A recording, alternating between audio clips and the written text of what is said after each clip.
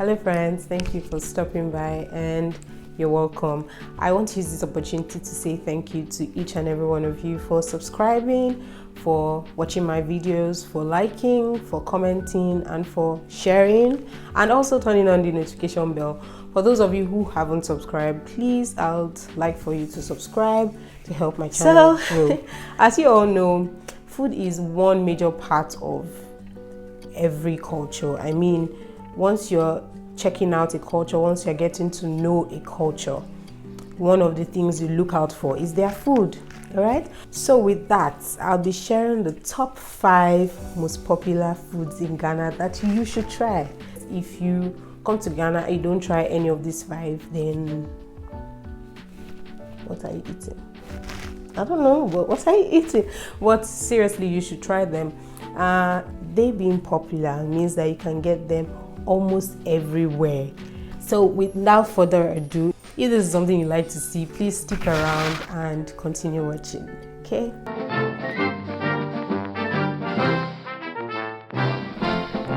The first one, yeah, you got it right, is fufu, of course. Fufu, in fact, on Google, it's referred to as Ghana's national dish. Fufu is so popular. It's eaten by almost every Ghanaian. I mean, they love it so much. Some people even say that they can't go a day without eating fufu. And then there's a lot of work that goes into making it. It's not a very easy dish to make. However, people still like it. People eat it weekly, daily, monthly, depending on however you want to eat it. So it's made with boiled plantain, boiled cassava that are mashed or pounded together. So aside from pounding the fufu, you can also use the meal. So right now I'm going to the meal and I'll show you how it looks like and how it works.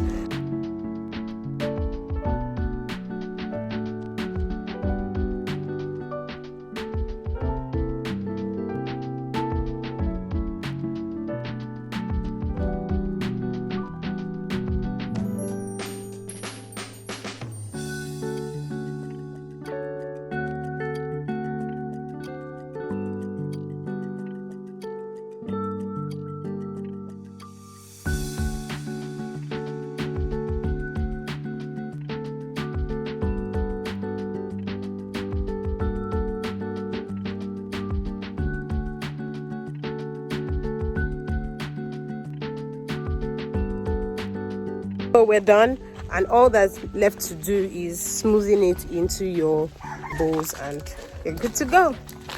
All right? And it can be served with groundnut soup, it can be served with light soup, green soup, or palm nut soup, any soup of your choice. Fufu is very good, although it makes one heavy sometimes. For me, it makes me heavy. By the time I eat it, I'm sleepy, but I like eating it because it's nice. To be honest, it's nice. It's really delicious. So the second one is, you guessed it right, you've seen it here on my channel. The second one is waakye. Waakye is so popular. Every street vendor you see, if you check well, you see waakye. Waakye is very common. It's made with boiled beans and rice cooked together. And then what gives it that distinctive color is the waakye leaf that is used, or the waakye leaves that are used. And I found out that it's also called sorghum, the waakye leaves that are used to make the waakye, to give it that color. Waakye can be served with gari, which is cassava flakes. It can be served with eggs, pasta, wele, which is also called pomo. For those who are wondering, it can be served with fish, meat, whatever you want to put. Just have fun with your waakye. Food is art, so you can just play around it and make it however you want to make it, either beautiful or just plain, regardless, as far as it's tasty, and then here it goes into your stomach at the end of the day. The third one is the almighty Kenke. You hear people say ga Kenke. Recently I just heard one, Accra dokunu. Kenke is also called dokunu. Yeah, Accra dokunu is, I think it's the dokunu that is made in Accra. Yeah. So usually you hear people say Kenke and fish. So Kenke is made with fermented corn that's made into a dough-like consistency. Kenke can be served with pepper, can be served with onions, a bit of onions. You see, some people even eat theirs with okra. I once watched a video of a lady who ate hers with okra because she couldn't swallow the Kinky. I think she had difficulty with getting the Kenke to pass through her throat because sometimes I think the texture can be a bit tough, not hard per se, but it's just a funny texture that sometimes I find it difficult to swallow as well. But I still enjoy it. And of course, you have Kenke with your fish. I mean, what's Kenke without fish? You know? The fourth one is Banku. Banku is made of fermented corn and fermented cassava, which are mixed together in hot water. You stir, and then your Banku is ready. So this is Banku on the fire. The cassava dough and the corn dough have already been mixed together. So we're about to stir. There are two methods. There's the hot water method and there's the cold water method. So this method is the cold water method.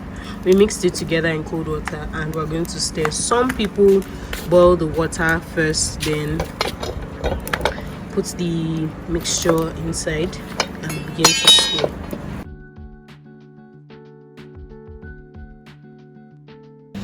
Okay, so right now we're trying to break the lumps so that by the time we start stirring, it doesn't get too lumpy.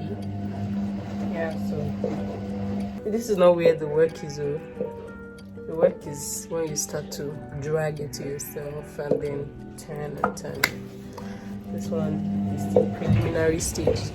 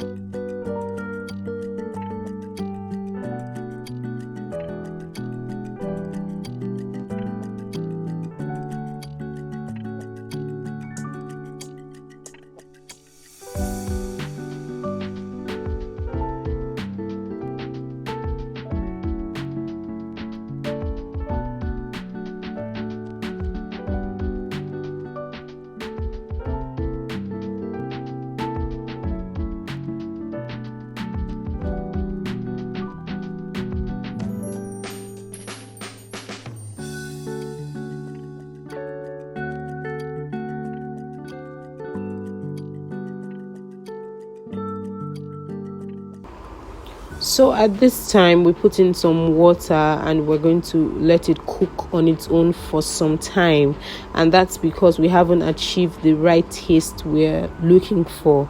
That's one trick about Banku, you have to get the taste right.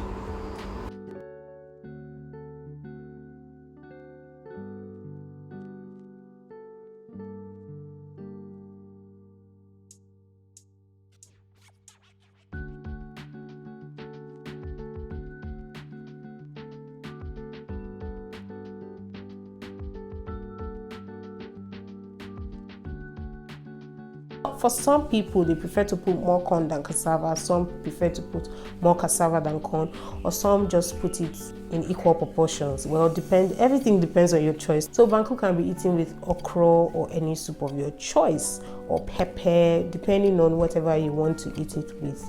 But Banku too is quite filling, is swallow-like consistency as well. And yes, it's really delicious, to be honest. It could be a bit sour and slappy. You'd feel it, I don't know for other people, but for me, I feel the sourness, a bit of it at the back of my tongue, so it slaps me sometimes, okay? The fifth one is kontomire stew. Now, kontomire stew is made of cocoyam leaves. Yeah, the one that itches you. Yeah. So what you do is you boil it and then after boiling it softens. So it's either you blend it or you mix it in the apotoyewa. Apotoyewa is like an eating-ware. I'll put a picture so you can see what it looks like. So you either mash it there or you blend it, and then you add your palm oil. You can add your momoni, which is stinky fish, or your kobe, which is salty fish, or however you want to do it. Any condiment you want to put in it is fine. Then you can eat it with boiled plantain, boiled yam, you can eat it with rice, anything. And all these foods I've mentioned can be eaten with anyhow you want to eat it. There's no hard and fast rule about it. So I'm going to show you a picture of the basic kontomiri stew here with boiled plantain, and this is the sophisticated one that has the avocado, that has the eggs, that has all the orishirishi, as they would say in my language. So yes, with that, we've come to the end of this video. I hope you enjoyed it, because Ghanaian foods are quite interesting. I really like how they're very creative with their meals. Recently I tasted omotu, that is rice ball.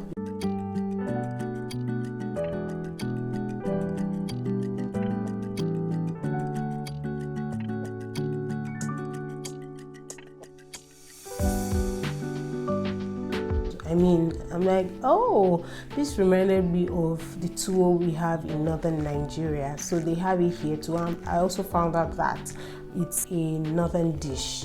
These foods can also be found, I think, in some places in Africa. For instance, there's acheke here in Ghana, and there's acheke in Cote d'Ivoire. I've not tasted the one in Ghana, but I've tasted the one from Cote d'Ivoire. I look forward to tasting the acheke here in Ghana. So Ghana has a variety of foods that you can choose from, really interesting foods. And I think that when you come, one thing you should look out for is their food. So tell me if you've been to Ghana before, or if you're Ghanaian, please let me know which of these 5 foods is your favorite, or according to your scale of preference.